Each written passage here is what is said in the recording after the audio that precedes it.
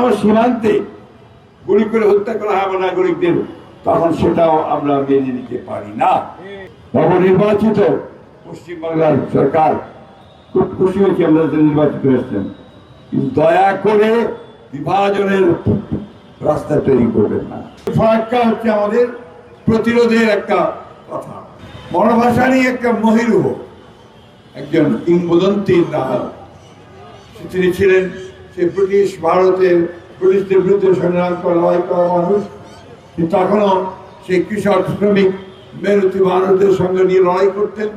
সেই লড়াই করে তিনি সবশেষে পাকিস্তান আন্দোলন করেছেন এবং সেই আন্দোলনে তারা সফল হয়েছেন সভাপতি ফজলুল হক সহসভাপতি। পরবর্তীকালে যখন পাকিস্তান তৈরি হয়েছে তখন পাকিস্তানের শাসক গোষ্ঠীর বিরুদ্ধেও তিনি একইভাবে লড়াই করতেন। তার আরো পরে একটা সশস্ত্র সংগ্রামের মধ্যে দিয়ে মুক্তিযুদ্ধের মধ্যে দিয়ে যখন দেশ স্বাধীন হয়েছে, তারপরে তৎকালীন শাসক গোষ্ঠীর বিরুদ্ধেও তিনি একইভাবে সংগ্রাম লড়াই করেছেন। তার সবচেয়ে বড় যে দিকটি ছিল আমাদের কাছে, কিন্তু সবসময় সাধারণ মানুষের মধ্যে থাকতেন, চলতেন, ফিরতেন, তাদেরকে নিয়েই তার আন্দোলন সংগ্রাম, তার রাজনীতি সবকিছুকে গ্রহণ করতেন। আপনাদের কারো যদি সৌভাগ্য হয় টাঙ্গাইলে, তাহলে আপনি গিয়ে তার বাজার যে আছে সেটা জিয়ারত করতে পারেন। তিনি যে ঘরে থাকতেন, একটা ছোট্ট কুড়ে ঘরের মধ্যে, সেই ঘরটি আপনারা দেখে আসতে পারেন। একটা এত বিশাল রাজনৈতিক নেতা কিভাবে সহজ সরল জীবনযাপন করেছেন এবং দেশের মানুষ ছাড়া যার রাজনীতির আর কোন রকম বিষয় ছিল না, সেটাই হচ্ছে সবচেয়ে বড়। আমি আগে বলেছি ফারাক্কা হচ্ছে আমাদের প্রতিরোধের একটা কথা। এই প্রতিরোধ গড়ে উঠেছিল জন্মরা ভাষায় ডাক দিয়ে মানুষকে সংগঠিত করে তিনি সামনের দিকে নিয়ে গিয়েছিলেন। তৎকালীন ভারত সরকার যেভাবে একতরফা সিদ্ধান্ত নিয়ে চলে যাচ্ছিল তার বিরুদ্ধে লড়াই করেছিলেন, আর তাকে সম্পূর্ণরূপে সহযোগিতা করেছিলেন আমাদের দলের প্রতিষ্ঠাতা, আমাদের স্বাধীনতার ঘোষক শহীদ প্রেসিডেন্ট জিয়াউর রহমান। আজকে আমরা সবাই জানি শহীদ প্রেসিডেন্ট জিয়াউর রহমান তখন জাতিসংঘে ফারাক্কা ইস্যু তুলতে সক্ষম হয়েছিলেন। শহীদ প্রেসিডেন্ট জিয়াউর রহমান তার ভারতের সঙ্গে একটা চুক্তি করতে সক্ষম হয়েছিলেন। তারই পরে বেগম খালেদা জিয়াও কিন্তু একইভাবে জাতিসংঘে ফারাক্কা বাঁধের কথা উল্লেখ করেছেন এবং তারপরে চুক্তি করতে সক্ষম হয়েছিলেন। এরপরে হাসিনা একটা করেছিল, যেটা আমাদের এই যে এখন 26-এ এই 2026-এর ডিসেম্বর মাসে আপনার সেই চুক্তি শেষ হয়ে যাবে। এখন প্রশ্ন হয়ে উঠেছে এটা নবায়ন হবে কিনা। এই প্রশ্নের মধ্যে আমরা যেটা মনে করি যে এখন জাতিকে আবার ঐক্যবদ্ধ হতে হবে। এটা কোনো দলের জন্য নয়, কোনো ব্যক্তির জন্য নয়, কোনো সরকারের জন্য নয়, নিজের জাতির স্বার্থে, দেশের স্বার্থে, মানুষের স্বার্থে আজকে সমস্ত দলগুলোকে, জনগণকে ঐক্যবদ্ধ হয়ে এই আমাদের গঙ্গা পানির যে হিস্সা, অন্যান্য নদীগুলোর যে হিস্সা, সেই হিস্সা আমাদের আদায় করতে হবে। এখন ইমিডিয়েটলি আমাদের গঙ্গা চুক্তি, যেটাকে ফারাক্কা চুক্তি বলা হয়, সেই চুক্তি সম্পন্ন করতে হবে। আমি আন্তরিকভাবে আজকে এই সভা থেকে ধন্যবাদ এবং কৃতজ্ঞতা জানাতে চাই প্রধানমন্ত্রীকে, তারেক রহমানকে, যিনি অত্যন্ত সময়োচিতভাবে ঠিক সঠিক সময়ে তিনি এই পদ্মা ব্যারেজের সিদ্ধান্ত গ্রহণ করেছেন এবং এই ব্যারেজ করার সিদ্ধান্ত নিয়েছেন।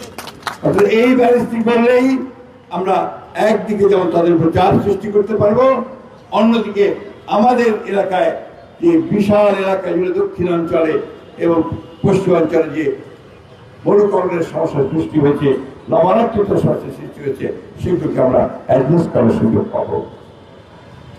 শুধু বিরোধী আমরা দীর্ঘকাল ফ্যাসিবাদের বিরুদ্ধে লড়াই করেছি, সংগ্রাম করেছি। তারা একসাথে সংগ্রাম করে আমরা 24শে জুলাই মধ্য দিয়ে আমরা একটা গণতান্ত্রিক একটা পরিবেশ পেয়েছি, গণতান্ত্রিক একটা সুযোগ, গণতন্ত্রকে প্রতিষ্ঠা করবার একটা সুযোগ এবং তারই মধ্য দিয়ে আমরা কিন্তু এই একটা 2025 সালে 26 সালের ফেব্রুয়ারি মাসে নির্বাচনের মধ্য দিয়ে আমরা সরকার গঠন করেছি। আমাদের এই সরকারের বয়স হয়েছে 3 মাস, আজকে দিয়ে আগামীকাল 17 তারিখ 3 মাস ঠিক হবে। এই 3 মাসে আমরা চেষ্টা করেছি মূল সমস্যাগুলোকে চিহ্নিত করে সেই সমস্যাগুলো নিয়ে কাজ করার জন্য। আপনারা দেখেছেন ইতিমধ্যে আমাদের প্রাইম মিনিস্টার তিনি ফ্যামিলি কার্ড, কৃষক কার্ড, খাল খনন এবং অন্যান্য কর্মসূচি নিয়ে দেশের মানুষের মধ্যে আশা সঞ্চার করেছেন। খাল খনন কর্মসূচি শহীদ প্রেসিডেন্ট জিয়া রহমান নিয়েছিলেন। কেন নিয়েছিলেন?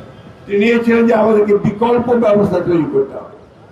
আমরা যদি উজান থেকে পানিগুলোর হিস্সা না পাই, বাঁধ দিয়ে বন্ধ করে দেওয়া হয়, আমরা যেন বর্ষাকালে যে পানি আসে সেই পানিকে আটকে রেখে আমরা যেন আমাদের কৃষিকাজ এবং জীব বৈচিত্র্য জীবিকাকে রক্ষা করতে পারি, সেই কাজগুলো করার জন্যই খাল খনন কর্মসূচি শুরু করেছিল। আজকে তারেক রহমান সাহেব সেই খাল খনন কর্মসূচিকে অগ্রাধিকার দিয়ে তিনি কাজ শুরু করেছেন। আমি সরাসরি একটা বলি যে একটা ধ্বংসস্তূপের মধ্য দিয়ে আমরা কাজ শুরু করেছি। আমাদের হাতে আলোচনার চেরাগ নেই, সব ঘষা দিয়ে আমার সব ঠিক হয়ে গেল, এটা সম্ভব নয়। তাই আপনাদের অনুগ্রহ করে বলবো, বাংলাদেশের মানুষকে বলবো, আপনি সবসময় সঠিক সিদ্ধান্ত নিয়েছেন। এইভাবে সিদ্ধান্ত সঠিকভাবে নিয়েছেন। আপনার ধর্মান্ধতার বিরুদ্ধে, সাম্প্রদায়িকতার বিরুদ্ধে আপনার রায় দিয়েছেন বিএনপিকে জয়যুক্ত করে। আজকে দুর্ভাগ্যক্রমে অনেক কথা হয়েছে দেশের রাজনীতির মধ্যে বিভিন্নভাবে। একটা কথা মানুষ আবার প্রমাণ করে দিয়েছে যে এই বাংলাদেশের মানুষ সাম্প্রদায়িকতায় বিশ্বাস করে না।